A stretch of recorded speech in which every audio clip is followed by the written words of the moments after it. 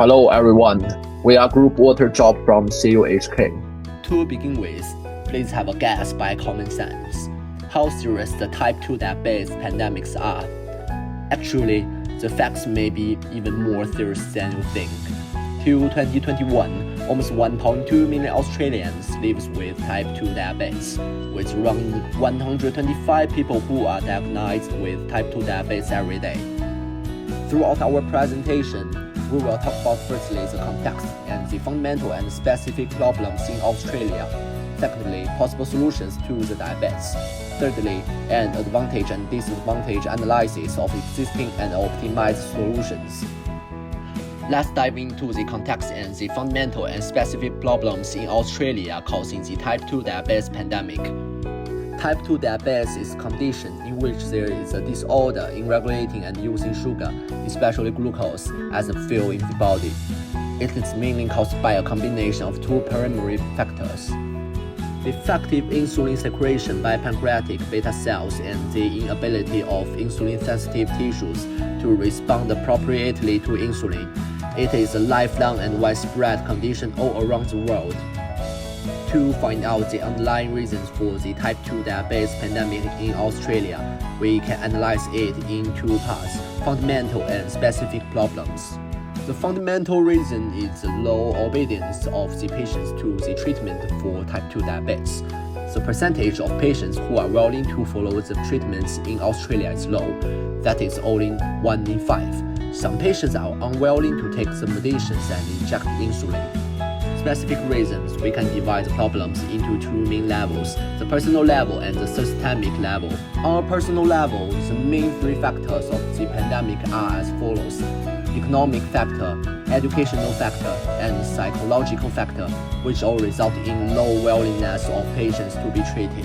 On a systematic level, healthcare professionals, hospitals, society, and patients they connect with and influence each other. The low patients' low source positive feedback loop accelerates the growth of type 2 diabetes pandemics. Now, I'll introduce our plan. Before we start, let's review current issues. The main problem in Australia is the low rates of adherence to treatment of our patients. In 2022, only 24% of patients took insulin daily. So, what are the reasons behind it? To find them out, we need to know the characteristics of Australian patients group. First, the patient group is now aging alarmingly. Almost 1 in 5 Australians aged 80 to 84 has the disease. Second, access to diabetes healthcare services is unequal in regional areas of Australia, which leads to low rate of patients visiting hospital. Based on these characteristics, we speculate that there are 5 specific reasons leading to current problem. First, mental health. As most patients have to change their lifestyle forever, they may feel limited and discomfort. Such poor physical condition will damage their confidence and energy. Second, heavy workloads. Intensive work will occupy some patients' daily lifetime and make them have no time and energy to care themselves. Third, neglect. As it is a chronic disease, it won't affect patients seriously at the beginning. Besides, many elderlies don't realize the severity of diabetes, so many people ignore it until it becomes a terrible problem. Fourth, privacy.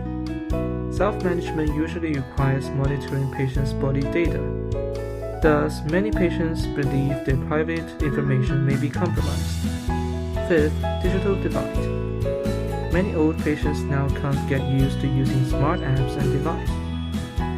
Therefore, by targeting these reasons, we put forward our plan, which is divided into many 4 parts.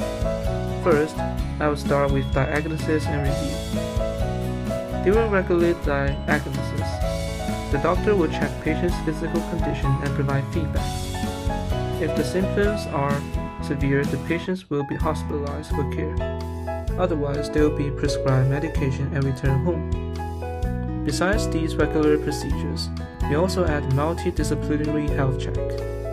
First, patients need to consult with their psychologist based on their mental health conditions. Then, they will turn to nutritionists for tailored diet and exercise program, which can ensure the effect of self-management. For the second part, we designed a mobile app. It can collect users' information such as heart rate and blood glucose level. Based on these data, it can generate feedback, which indicate different health conditions of the user. With the help of chatbots powered by NLP, these outputs will be transformed into visual language that could be easily understood.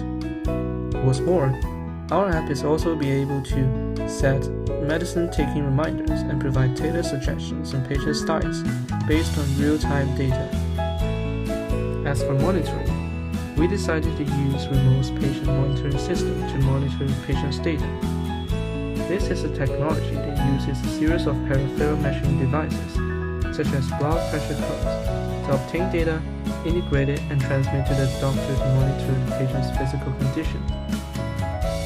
But the difference is that in order to avoid privacy issues, we will have an agreement with the patient.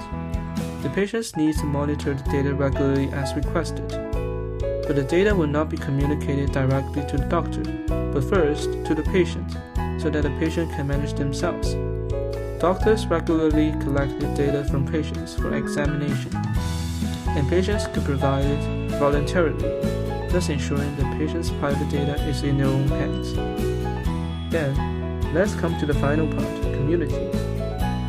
According to Lichman and his team, health communities are one format of peer health, allowing individuals to seek information and interact with others for support and encouragement.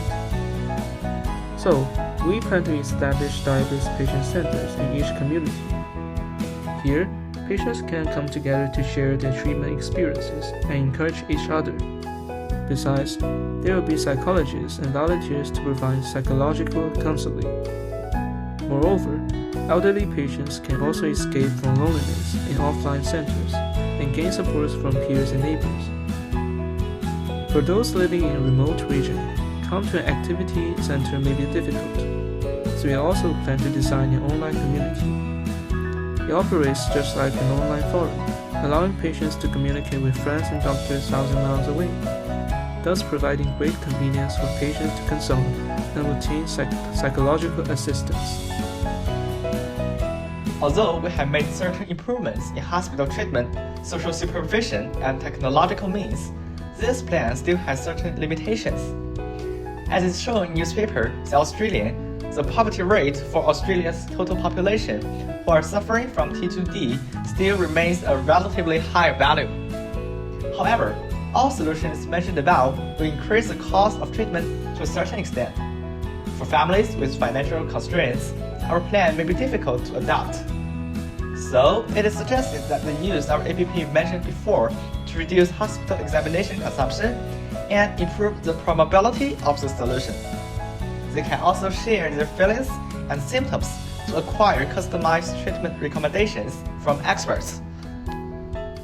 Simultaneously, some elderly people with type 2 diabetes may be unable to use our APPs and testing equipment, so it is often difficult to achieve the expected treatment results. In addition, Australia has a high proportion of elderly people living alone, and they often do not have more energy to spend on the treatment of diabetes. As a result, we will add visual language and use more understandable words to encourage and teach seniors to use our APP. We also set up offline communities to connect the elderly and young people, reduce their psychological stress and loneliness, and make them more cooperative with the treatment of type 2 diabetes. It is also important to consider sustainability and integrate our solutions into the existing healthcare environment. Therefore, we will open our APP at the beginning of the plan, and specific hospitals will be selected for pilot testing within 3 years. The health data of diabetic patients will be stored in the database to observe whether the treatment effect has been significantly improved compared with before, and the normal treatment will not be affected. If the plan proves to be efficient, we can focus on lowering the cost and making our equipment more eco-friendly for optimization. The government can increase publicity efforts, and patients have the right to choose whether to pursue our treatment options or not.